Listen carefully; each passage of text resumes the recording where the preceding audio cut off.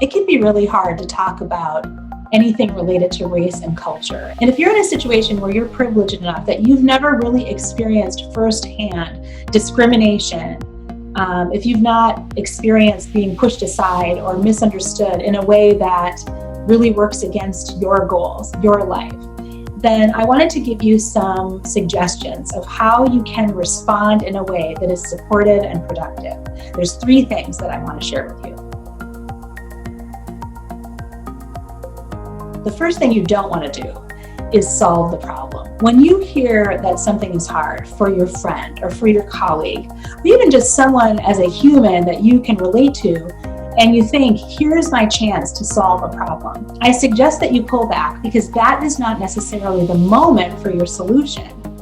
At that moment, somebody is telling you about their first person experience, and it's probably really hard for them, and it's a place of vulnerability. So instead of solving the problem, seek to understand, listen, ask questions, really truly to understand the other person's perspective, because later you might be in a position where you're able to offer a solution, and you'll be able to do that with enriched understanding. The second thing that you want to avoid is relating it to yourself. I mean, that's what we do. A person we care about is hurt. We want to share with them that we too have experienced pain. Well, at that moment, they are sharing with you a specific experience, something that was painful to them. And you may be in a position where you really can't say that you've experienced something that's similar to them. So hold back from that. And again, ask questions. Sit quietly and listen. Don't make it about you. Perhaps this person who's a minority feels like it's always about you, because that's the culture that we live in. And this is the moment to help them feel valued, to help them feel like it's their turn to share what's going on in their life. The third thing that you want to avoid doing is running. It's so easy to do that because you see this difficulty, you desire peace in your life, and you think, I don't think that there's anything that I could do right, so I'm just going to avoid this at all costs.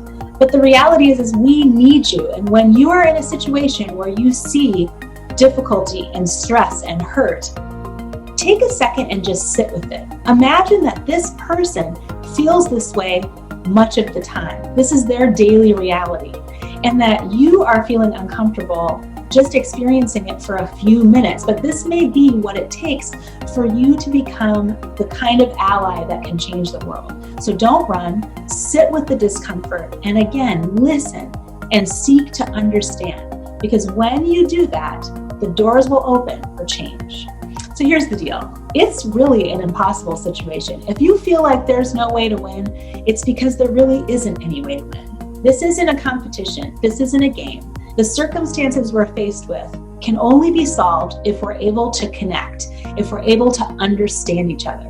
And when people feel understood, when people can understand what's going on, that is where the magic will happen. That is where the solutions will come. So just know this. I appreciate that you want to help, but I also believe with all my heart that if we can hear each other, amazing things will come about.